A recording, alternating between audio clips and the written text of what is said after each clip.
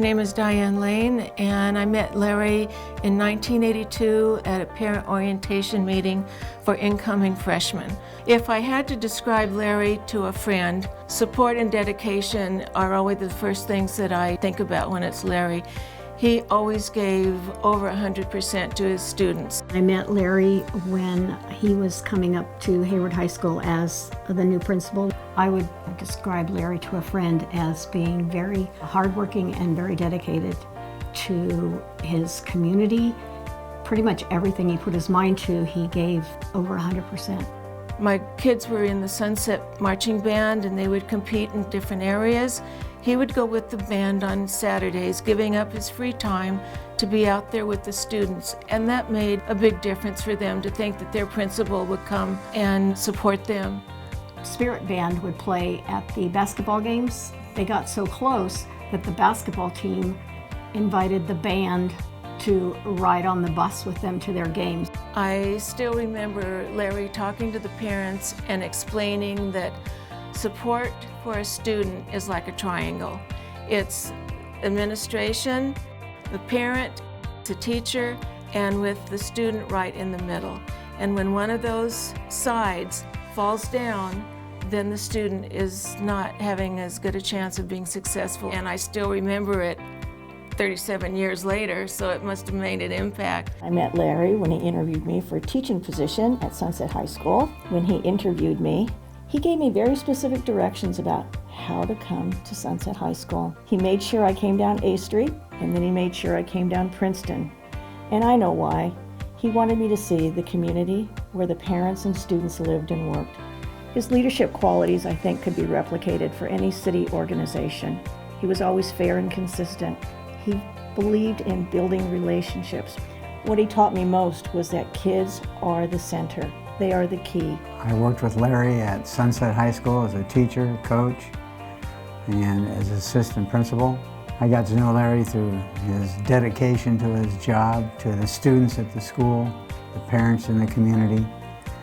He had this dedication and desire to get things accomplished in a very positive fashion, and he always strove towards excellence.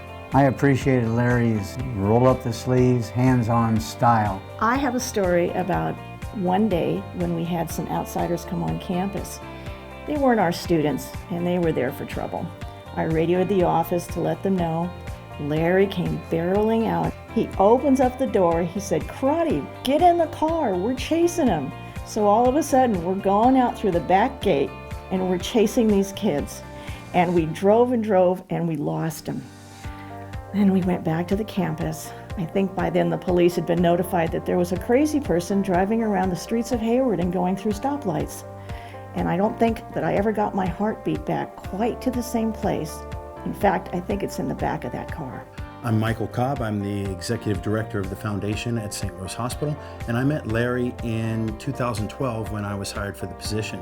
Larry is extremely influential and respected by all of his peers. You could almost say that he's like a godfather that people look up to for advice and understanding what to do and how to do it the right way.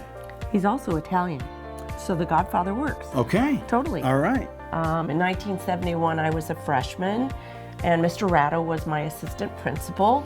And as teenagers, you can either go the right way or go the wrong way.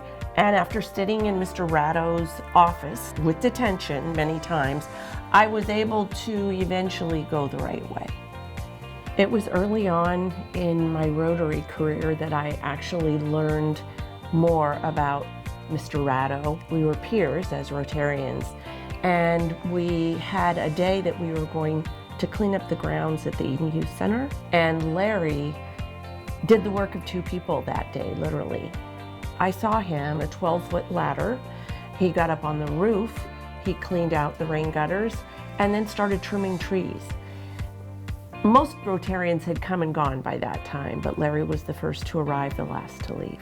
At St. Rose, we do a lot of events to raise funds for the hospital. We had an event out at a country club, and we needed foundation board members to do setup. He showed up early, worked the whole shift, came out, and because he's a successful businessman with his wine operation, he poured wine for our guests and then stayed around till almost midnight to break everything down and load the trucks up. And did it all with a smile and did it at a great pace as well. His ability to give back to our community as a planner, a visionary, someone who looks at the bigger picture but isn't afraid of getting his hands dirty. It really has made a tremendous difference in our community. Larry does serve every aspect of the city. He can do it above the radar or under the radar, but he does it selflessly. And for that, we should all be appreciative of that. So, Mr. Ratto, as I look at my Tennyson High School yearbook and reflect on the memories of the 70s, a lot has changed. Your mustache, my hair color. You have really impacted who I am, and I just want to thank you. Larry, I'd like to say you make a difference every day to tons of people in this community.